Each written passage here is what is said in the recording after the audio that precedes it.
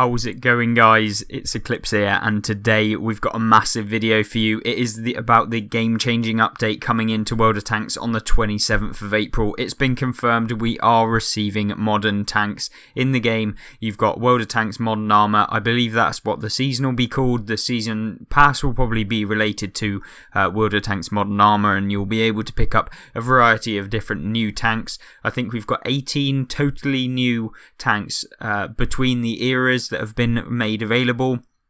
We've got a Cold War era, we've got an extra era, and we'll go into every single thing that's part of this update that we know so far. I'll be doing videos throughout the week on the various things that they update us with. They're going to be doing a regular upload of information, and today's one is focused on Cold War vehicles and era-based Matchmaker.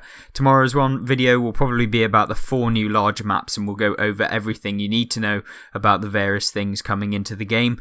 As for the introduction, we're going to move straight into what the core of this video is about, and that's actually what's coming as part of this update. So to begin with, we're getting the introduction of modern tanks into World of Tanks. We'll go into those a little bit later in the video, but they'll basically be expanding the game with new maps available for both World War II and the Cold War era maps.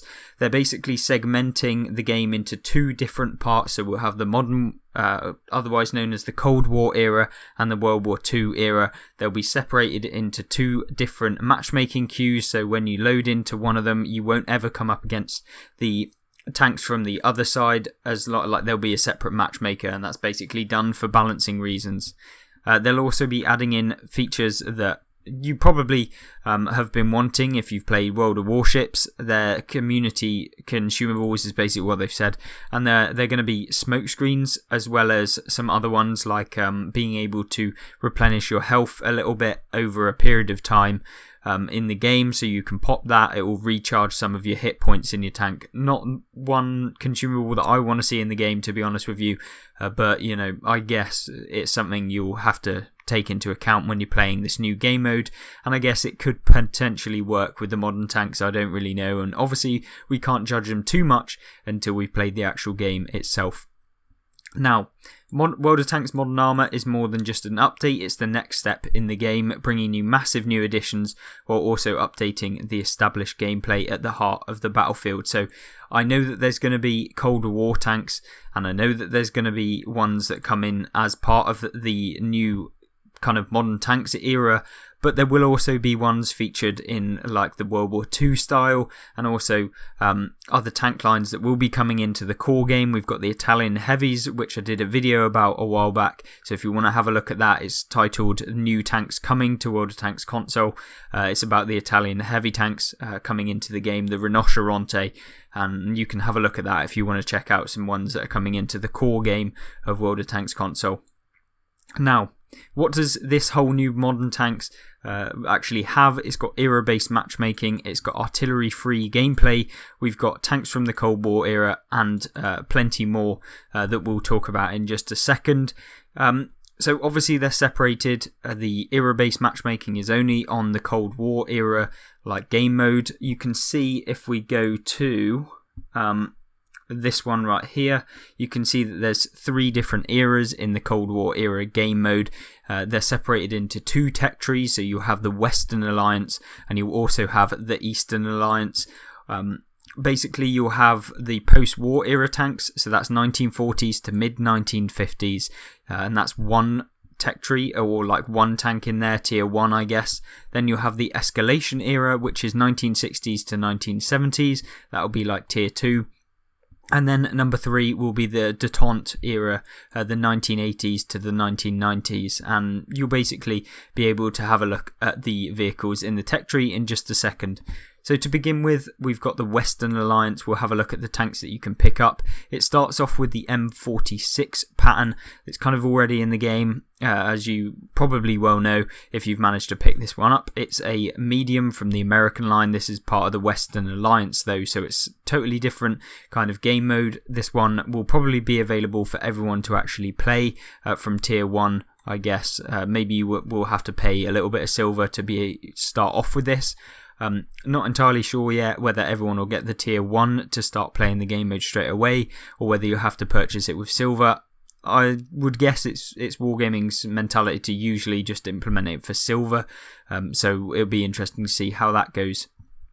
Now, in terms of the P that you see at the end of it, it's the denotes the post-war era version of a vehicle that also exists in World War II game mode. So this is the separate version. It will have slightly different stats, I reckon, between the original M46 on the World War II version and this one. So if you're looking at that, then it's key to be able to distinguish between them, and that's why there's the little P. I know that came into the game as a bug a while back with regards to having the P next to the name, so you will see that when you come into the game.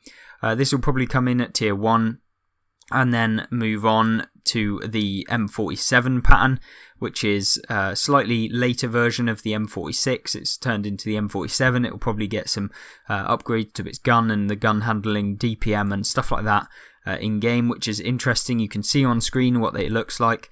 If we go into full screen mode, you'll be able to get a better picture of it. You can see right here, this is what it will look like. It looks kind of like the M41 Walker Bulldog, but kind of a medium, chunkier version of it. So that's going to be interesting to see. And then it moves on to the M48A5 pattern, in brackets P. So this is post-war era. You can see it looks very, very similar to what we've already got in game, the M48 pattern. It's got some slight changes. It looks kind of like the M60 pattern as well. And then talking about the M60 pattern, this one moves into the escalation era, and this is still a medium, and that's the M60 pattern in brackets E. So you can see that this has some slight changes. I don't know if the tanks are going to be exactly the same as the standard World War II variant, but I'm guessing maybe they'll do some balancing with them, increase some view range potentially to make them competitive with other brand new tanks that aren't actually available in game. Then, as part of the escalation era, you've got another one which is like the advancement of the M60 pattern going into the M60A1 pattern. Now this is basically one that's got a new engine, it's got a new transmission, so it'll be faster, and some whole configuration and suspension, so I'd expect that it's actually turning quicker.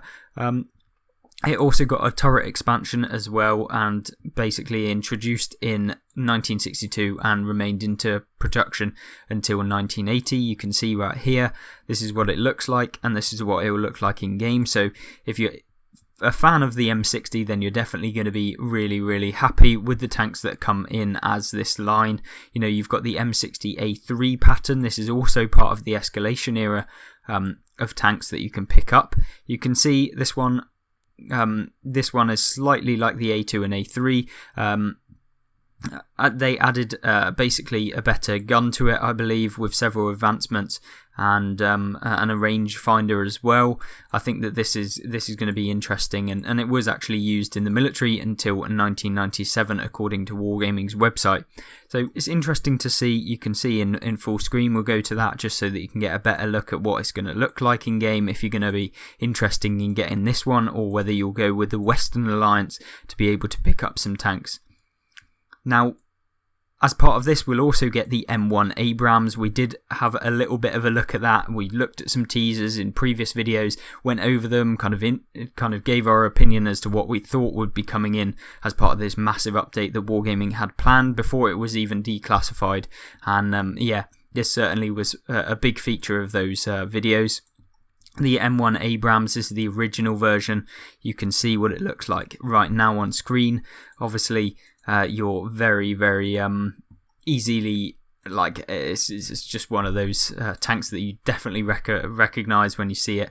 And yeah, fantastic. It's got a 105mm M68 gun, Chobham armour, laser rangefinder and gun stabilization, and it was produced in 1980. So this is pretty much still sometimes used currently. They've got better variants, as you can see right now. The M1A1 Abrams, this is a heavy version, They're both heavies in this line. They'll probably be used in, maybe you'll have the medium, the M60A3 pattern fighting against these, but I'm not entirely sure how that's going to work. I think that they'll actually be separate eras, so I guess that they won't actually fight each other in game. And this one is going to be obviously a development upon the M1 Abrams, and this will actually be slightly better in game. I guess it will get some slight upgrades maybe. I don't really know entirely. They haven't given us much details on the statistics, but it's interesting nonetheless. And then finally, I think that the last heavy tank on the Western Alliance and the last tank in the Western Alliance tech tree is the M1A2 Abrams. Abrams, I should say. Someone noted that the second A you don't pronunciate or something like that. So yeah, this is the M1A2 Abrams, which was introduced in 1986 and first sent to production in 1990. This is probably the most recent variant, I'd guess. But yeah, it also replaced the diesel engine on the M1 and M1A1 variants with a more powerful gas turbine engine. So this should be faster than the previous versions, I would guess, and you're going to be seeing it shift around the battlefield a lot quicker, I guess, with this one. I think it's going to be interesting to play, and I'm certainly looking forward to it. Yeah, I think this game mode is going to be interesting, and we'll get on to the Eastern Alliance right now. So the Eastern Alliance starts off with the T-44, obviously in the P variant. This one's already in the game. Whether they'll yet again change any of the statistics on these tanks, I don't know, but we'll move quickly on because it's just the exact same pretty much looking wise as the T-44 that's currently in the tech tree. That then moves on to the T-54, which was already in the game. I feel like what they've done is, because obviously they're limited with the development team, I guess, is that they've just taken tanks that they already have, bunged them into this game mode, and then expanded the tech tree off of them. I would expect that we'll be seeing more lines of different tanks in the actual game eventually as we move on. The T-54P will basically be featuring a 100mm gun, and it will be in the post-war era medium tank era line type thing. Then we have the T-62A. This is also part of that same one. It's the medium tank.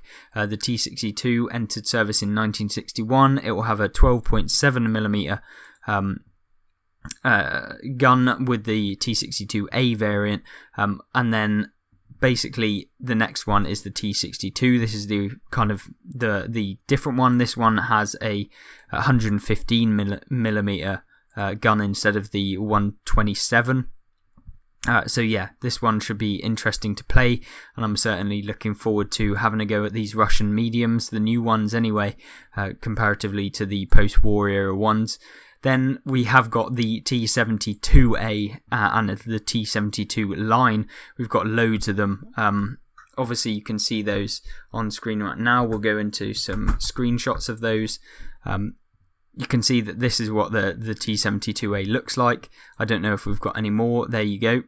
It looks interesting, and I did kind of call that yesterday. I thought that it did look like the T-72 in the trailer that we got released on the website. But yeah, I think it's going to be really, really interesting, and I'm certainly looking forward to having a go playing these various different tanks and having a go in game. I think it's going to be interesting seeing the True Vision. I'm not a fan of it in the current game, but maybe since it's been developed in a way that True Vision was like always meant to be in the game from the beginning, I guess from this Cold War era gameplay, that maybe it will work slightly better and with the better maps. I'm not entirely sure, and I can't really comment until I've actually played on it, at which point I'll be critical if I don't think it works very well. But yeah, moving on, obviously the T-72A, this one in game, you can see it's got a it doesn't actually say what millimeter gun it has, but I would guess that the accuracy and DPM will be buffed since it goes up a era. This is in the same era, but it will be slightly better in my opinion comparatively to the post-war era. Obviously the statistics will vary between them and distinguish them as to which one you want to actually pick up. Now the T-72A is actually a heavy tank, same with the T-72AV. This would probably be a different one. This one's got explosive reactive armour around the hull and turret to protect against shaped charge attacks. The V stands for some Russian thing, I'm sorry, I can't pronounce it, but it basically means explosives. So it's got a little bit of explosive defense against everything, and you can see the reactive armor right here. It looks quite funny in game, and I think it will be really interesting to see how this thing actually plays out in the game, and I'm really interested to get my hands on one of these, and I'll try and do that as soon as possible when it gets released. And then we've got the last two, or last three even. We've got the T72B. This is one that came into service in 1985. It's yet again an upgrade. It's got a better armor, and it's also got a more powerful engine. So you'll be more mobile in game than the T72B and the AV, I guess, of the previous ones. I think it is going to look interesting, and you can see how the armor develops. It's got this kind of patchwork kind of style to it. It's got these big boxes in the front. I know that they're probably only cosmetic. I'm not entirely sure, but it will provide some defense against explosive rounds, and I think it's going to be really, really fun to get my hands on some modern tanks that you can actually kind of look at in terms of the current tanks in circulation around the world, and see something that isn't just from years gone by. So I think it will be an interesting change. Whether I'll enjoy playing the game mode, not entirely sure, but at least I enjoy having the option to have it there in the game. Now, then it goes on to the T72BM. This is probably looking more like a traditional heavy tank. This thing's a lot bigger, I would say. It's got some better armor. It will actually have improved explosive reactive armor. So whether that works in game, whether you have to do some specific funky mechanics or anything like that, but they have said, Wargaming have come out and said that they will be looking at doing some guides and stuff at the end. So I'm interested in seeing what those guides are like, and if I feel like I can improve upon those, I will put some videos out, as I'm sure you'll probably think that I'll do. So yeah, I'll be making sure to do some guides as to when this content drops. The final tank in the detente era is the heavy, the T72BU. Now this I guess would be the final heavy in the tech trees, if there is tech trees in this new game mode. This one will basically be the top tier, the best one in the game, I would say. And you can see by the pictures what it looks like. So if you want to have a look, just gaze at your screen right now. This is what it's looking like. It looks really, really interesting, and you can see this new map in the background. It's going to be really, really fun to have a go at playing on, and I'm really looking forward to this, actually, now that I've seen them and I know what we're getting. Wargaming are like, they want to see what you're most excited to try, and they want you to let them know in the forum. So if you want to have a look at that, go to the World of Tanks console forums and vote in the poll that they'll have on their forums. Other than that, we will move into the last kind of bit that we do have available for us in the game, and that is in the form of the Matchmaker and how it all kind of work in game, and the different tier system that they've got going on. Obviously, this is kind of my first reaction to it, so I really don't know how it's going to work and stuff like that. I know that there's obviously two different tech trees. We've got the Western and the Eastern front, or the Eastern vehicles. So yeah, it's really interesting. So here you go. This is what it will look like when you pick your game mode. Obviously, previously we just had multiplayer and custom games. This now will actually come up with Cold War and World War II, so you can pick whichever one you want to play on when you first load into the game. Obviously, if you want to go back to that menu, you can just press B in the garage, and I think it takes you back there anyway, so then you can choose which one if you want to change.